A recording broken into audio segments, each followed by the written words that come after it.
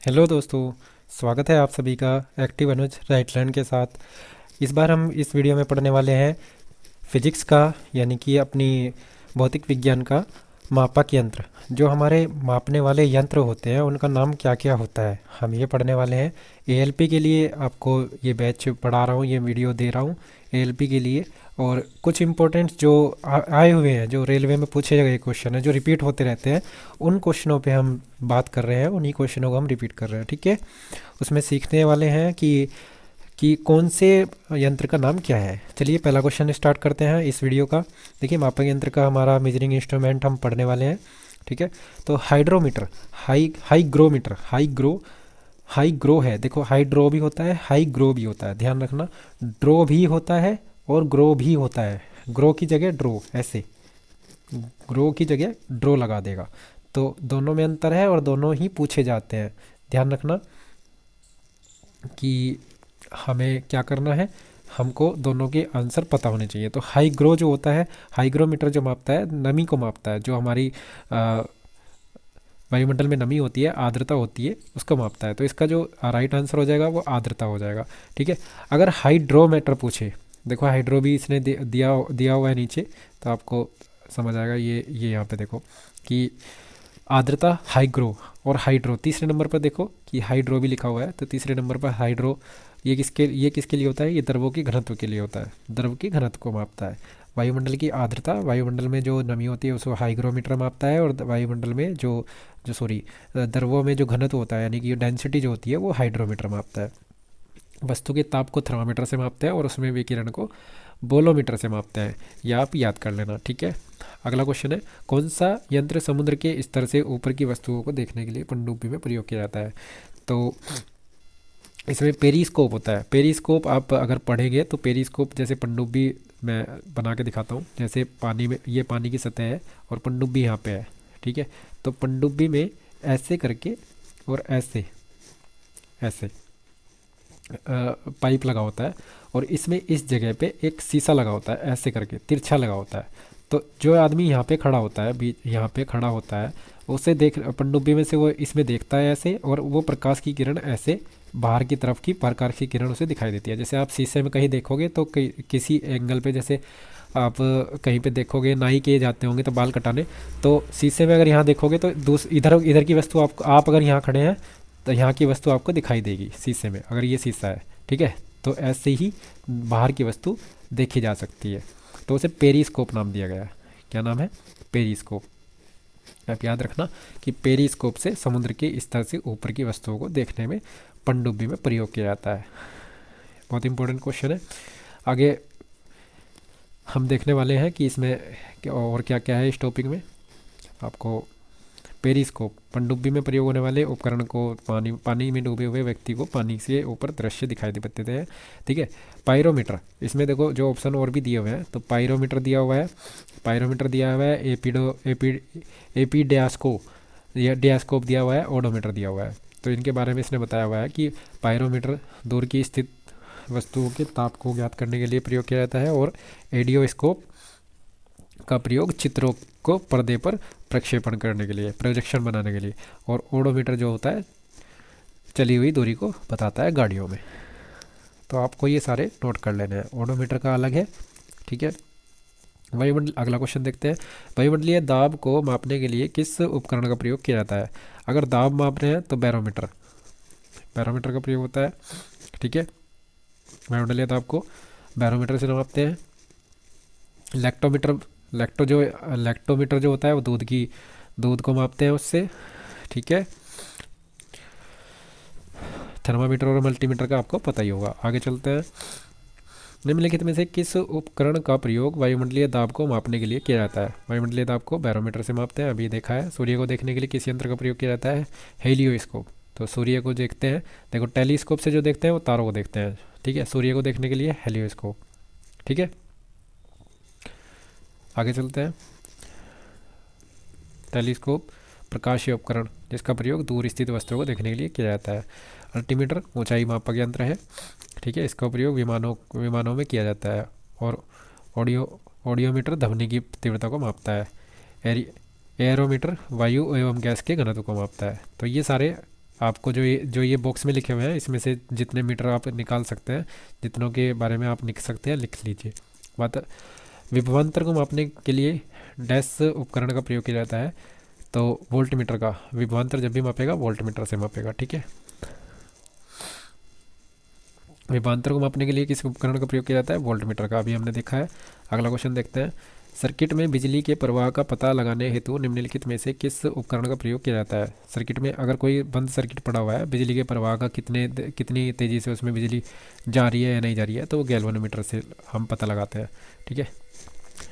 Galvanometer से उसके प्रवाह का पता लगा लेते हैं।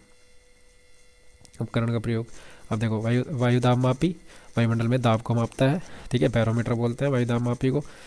वेग मापक यानी कि एनीमोमीटर हवा का वेग मापता है। और लैक्टोमीटर हमने दूध की शुद्धता को अभी देखा था। एक शाफ्ट की आवर्तन गति को निर्धारित करने के लिए डैश का इस्तेमाल किया जाता है। तो टेकोमीटर होता है जो शाफ्ट को घूमती हुई शाफ्ट जो गाड़ियों में शाफ्ट होती है, घूमती हुई शाफ्ट को आपकी घूर्णन गति को मापने के लिए, ठीक है। स्पीडोमीटर मोटर गाड़ियों में गति को मापता है। एनीमोमीटर पवन के वेग को मापता है। क्रोनोमीटर जलयान में सही समय का पता लगाने के लिए, क्रोनोमीटर का, ठीक है, समय का पता लगाने के लिए जलयान जो होता है। विभव मापी मूलतः एक विभव मापी से क्या माप सकते हैं? मापक यंत्र है। विभव मापी एक मापक यंत्र का नाम है, ठीक है। आगे चलते हैं। अगला क्वेश्चन है, किस उपकरण से विद्युत धारा मापा जाता है? तो विद्युत धारा को हम एमीटर से मापते हैं। एमीटर से हम किसको मापते हैं? एमीटर को परिपथ में श्रेणी में संयोजित किया जाता है, हाँ, ठीक है।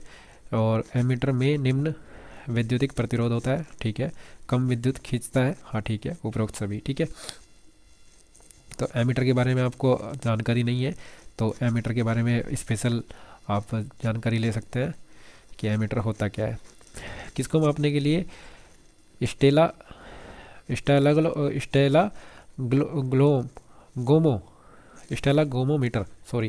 स्टेलागोमोमीटर का उपयोग किया जाता है। तो पृष्ठ तनाव को मापने के लिए स्टेलागोमोमीटर का प्रयोग किया जाता है। स्टेलागोमोमीटर का उपयोग तरल की दी गई मात्रा को बूंदों में सही संख्या में निर्धारित करने के लिए सतह का तनाव मापने के लिए किया जाता है, ठीक है। ओडोमीटर अभी हमने देखा है दूरी मापने के लिए, ठीक है। वाहनों में दूरी मापने के लिए, जो वाहन में स्पीड मीटर लगा होता है उसी में दूरी मापने का भी नीचे सूचक होता है, ठीक है। कौन सा प्रवाही मापन उपकरण है? तो क्षेत्र मीटर है, ठीक है। तो वेंचुरी मीटर जो होता है, देखो ये जो होते हैं तरल में प्रयोग होते हैं तरल को मापने के लिए। पिटोट ट्यूब और रोटामीटर और तप्त वेग मापी वेंचुरी मीटर। तो पिटोट ट्यूब में क्या होता है? खुले चैनल में द्रव के प्रवाह की गति को मापने के लिए पिटोट ट्यूब यूज होता है। टेकोमीटर जो होता है गतिपाल चक्र की घूर्णन चाल को, कोई भी घूमता हुआ पहिया है उसकी घूर्णन चाल को टेकोमीटर से मापते हैं, ठीक है। आगे चलते हैं। टेकोमीटर का प्रयोग घूमते हुए, आपको पता लग गया कि कोई भी चक्कर प्रति मिनट घूमते हुए पहिए की चक्कर प्रति मिनट को मापते हैं टेकोमीटर से। मल्टीमीटर में क्या होता है? वोल्ट मीटर, करंट मीटर और ओम मीटर तीनों होते हैं मल्टीमीटर, सभी इसका नाम मल्टीमीटर है, ठीक है। रिएक्टर पैमाने के बारे में निम्नलिखित में से क्या गलत है? रिएक्टर क्या होता है? जो भूकंप की तीव्रता को मापता है। तो 7 से ऊपर की जो तीव्रता होती है वो बहुत भयानक होती है। तो इसने एक ही चीज़ गलत की हुई है कि रिएक्टर पैमाने पर 8 या 9 की तीव्रता का अर्थ है हल्का भूकंप। हल्का भूकंप नहीं होता, बहुत तेज भूकंप आता है, ठीक है। तो भूकंप के बारे में, रिएक्टर पैमाने के बारे में आप स्पेशल भी पढ़ सकते हैं। आगे देखते हैं। तरल पदार्थ के घनत्व को मापने के लिए किसका प्रयोग किया जाता है? तो अभी हमने बात की थी सबसे पहले क्वेश्चन में, हाइड्रोमीटर यूज होगा, ठीक है। पानी के अंदर की वस्तुओं को पता लगाने के लिए किस यंत्र का प्रयोग किया जाता है? कि पानी के अंदर कितनी गहराई पर हमारी वस्तु है, तो सोनार का प्रयोग किया जाता है। इसका उपयोग पानी के अंदर वस्तुओं को पता लगाने के लिए किया जाता है कितनी गहराई पर है, ठीक है। लेजर, रडार और स्कूबा, इनके बारे में आप पढ़ लेना, ठीक है, मैंने आपको ये दे दी है। आगे चलते हैं। जहाज़ों में क्या मापने के लिए इकोलोकेशन का उपयोग किया जाता है? तो पानी की गहराई मापने के लिए, जहाज़ों में पानी की गहराई मापने के लिए इकोलोकेशन बोलते हैं उसको, ठीक है। सोनार का प्रयोग इकोलोकेशन का प्रयोग सोनार की तरह होता है, ठीक है। दूध के घनत्व को निर्धारित करने के लिए किसका प्रयोग किया जाता है? घनत्व को निर्धारित करने के लिए दूध की बात जब भी आए तो इलेक्ट्रोमीटर होता है, ठीक है। बैरोमीटर वायुमंडलीय दाब, थर्मामीटर तापमान और हाइड्रोमीटर द्रव के आपेक्षिक घनत्व को मापता है। ऑटोमोबाइल में यात्रा की दूरी मापने के लिए, जब भी हम यात्रा की दूरी मापेंगे तो ओडोमीटर, और स्पीड मापेंगे तो स्पीडोमीटर, ये दोनों ध्यान रखना। मोटर गाड़ी का ओडोमीटर क्या मापता है? दूरी मापेगा। वह उपकरण है जिसका उपयोग मोटर गाड़ियों में दूरी मापने के लिए, ये भी ओडोमीटर हो गया। मैं इसीलिए जल्दी जल्दी पढ़ के आपको आगे ले जा रहा हूँ जिससे समय कम लगे। किसी वोल्ट मीटर का उपयोग डैश मापने के लिए, वोल्ट मीटर का जब भी हम प्रयोग करें हैं तो विभवांतर मापेगा वोल्ट मीटर से।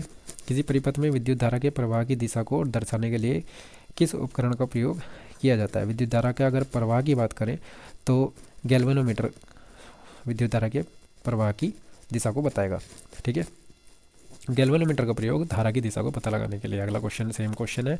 अगला क्वेश्चन है, डैश वाहन की गति जानने में मदद करता है। गति अगर बात हो रही है तो स्पीडोमीटर बात करेगा, ठीक है।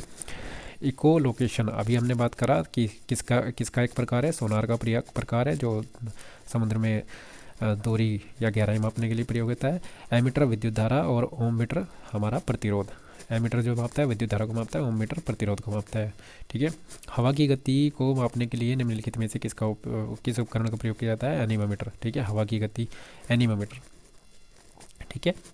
अगला क्वेश्चन है, डैश का उपयोग हवा की शक्ति और वेग को मापने के लिए, सेम क्वेश्चन एनीमोमीटर। एनीमोमीटर का प्रयोग सेम क्वेश्चन है, ठीक है। बदल के पूछेगा तो वायु की गति को आ जाएगा यहाँ पे आंसर। अगला क्वेश्चन है, कौन सी झूठ का पता लगाने के लिए मशीन का नाम पूछ रहा है। झूठ का पता लगाने वाली मशीन जो होती है पॉलीग्राफ कहलाती है, ठीक है।